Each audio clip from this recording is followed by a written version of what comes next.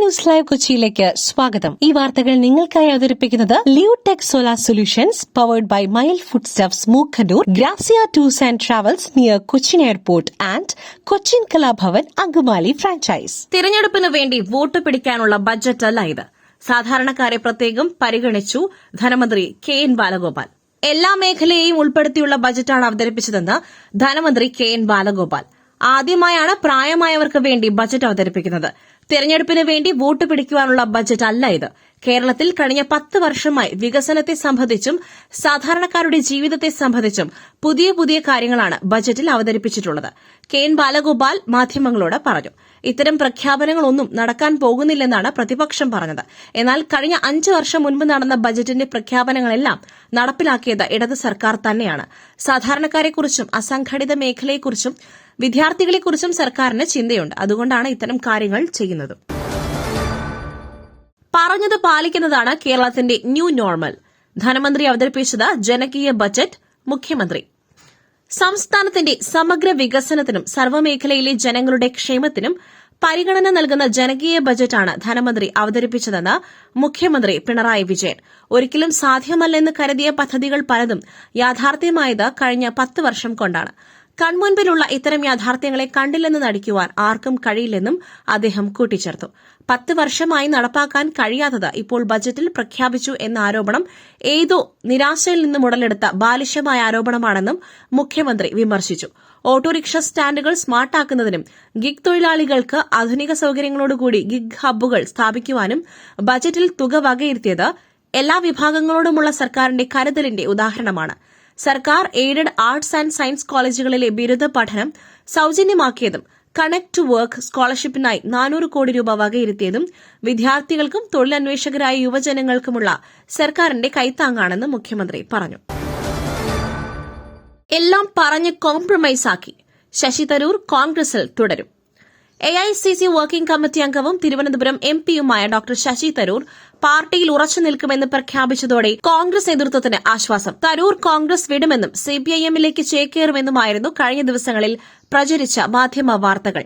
ദുബായിൽ വെച്ച് ഒരു മലയാളി വ്യവസായിയുടെ നേതൃത്വത്തിൽ ചർച്ചകൾ നടന്നുവെന്നും ഉടൻ എറണാകുളത്ത് കഴിഞ്ഞ ആഴ്ച നടന്ന മഹാപഞ്ചായത്തിൽ അവഗണിക്കപ്പെട്ടുവെന്ന് പരാതിപ്പെട്ട തരൂർ പാർട്ടി വിടുമെന്ന തരത്തിൽ പ്രചരിച്ച വാർത്തകളെല്ലാം അസ്ഥാനത്തായി.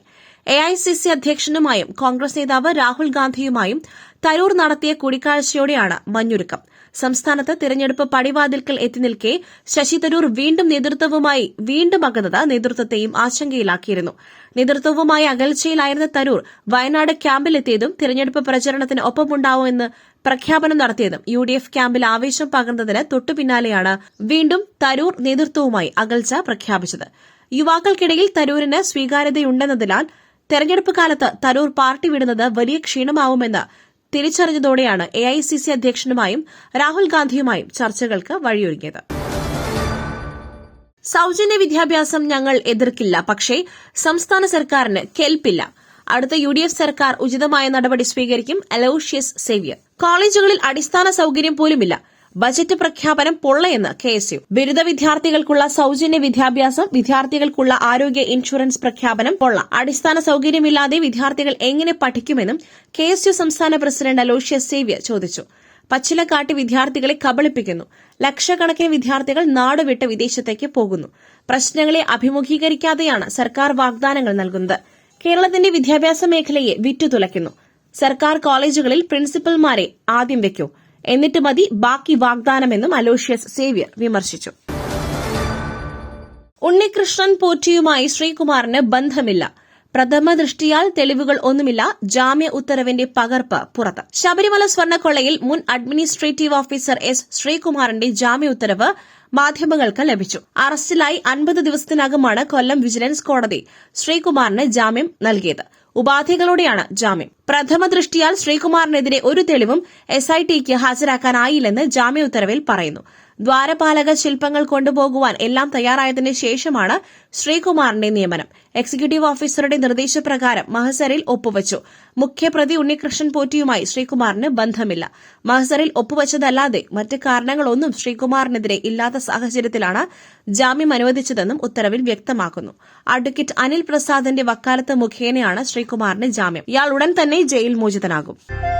പുട്ടു രുചികരമാവണമെങ്കിൽ മയിലിന്റെ പുട്ടുപൊടി തന്നെ വേണം. അതിന് ചെമ്പാപ്പുട്ടാണെങ്കിലും അങ്ങനെ തന്നെ. മയിൽ റൈസ് ആൻഡ് ഫുഡ് പ്രൊഡക്ട്സ്, ശ്രേഷ്ഠം സമ്പുഷ്ടം. കുടുംബ വഴക്ക്. കർണാടകയിൽ ഭർത്തൃപിതാവ് ഗർഭിണിയെ കഴുത്തറുത്ത് കൊന്നു. കർണാടക റായ്ചൂരിൽ ക്രൂര കൊലപാതകം. ഗർഭിണിയെ ഭർത്തൃപിതാവ് കഴുത്തറുത്ത് കൊലപ്പെടുത്തി. സിയാവര ചിക്കഹനാഗിയിലെ രേഖയാണ് കൊല്ലപ്പെട്ടത്. ഭർത്തൃപിതാവ് സിദ്ധപ്പയെ പോലീസ് അറസ്റ്റ് ചെയ്തു. കുടുംബ വഴക്കാണ് കൊലപാതകത്തിൽ കലാശിച്ചത്. 3 വർഷം മുൻപാണ് സിദ്ധപ്പയുടെ മകൻ നാഗരാജും രേഖയും തമ്മിലുള്ള വിവാഹം നടന്നത്. തുടക്കം മുതൽ തന്നെ വീട്ടിൽ പ്രശ്നങ്ങളുണ്ടായിരുന്നു. രേഖയെ വയലിൽ പണിയെടുക്കുവാൻ സിദ്ധപ്പ നിർബന്ധിച്ചതായിരുന്നു തർക്കത്തിന് കാരണം. ഇതോടെ നാഗരാജ് രേഖയുമായി പുതിയ വീട്ടിലേക്ക് താമസം മാറി. റോഡ് അപകടത്തിൽപ്പെടുന്നവർക്ക് 5 ദിവസം സൌജന്യ ചികിത്സ. 2026 സംസ്ഥാന ബജറ്റിലെ ജനകീയ പ്രഖ്യാപനങ്ങൾ ഇവ. രണ്ടാം പിണറായി സർക്കാരിന്റെ അവസാന ബജറ്റിൽ വാരിക്കോരി പ്രഖ്യാപനങ്ങൾ നടത്തി ധനമന്ത്രി KN ബാലഗോപാൽ. 2 മണിക്കൂറും 53 മിനിറ്റും ബജറ്റ് അവതരണം നീണ്ടുനിന്നു. കേന്ദ്ര സർക്കാരിനെ വിമർശിച്ചുകൊണ്ടായിരുന്നു ബജറ്റ് പ്രസംഗം തുടങ്ങിയത്. നിരവധി ക്ഷേമ പ്രഖ്യാപനങ്ങളാണ് ബജറ്റിൽ നടത്തിയിരിക്കുന്നത്. സാധാരണക്കാർക്കും സർക്കാർ ജോലിക്കാർക്കും ആനുകൂല്യങ്ങൾ നൽകുന്നതാണ് ബജറ്റ്.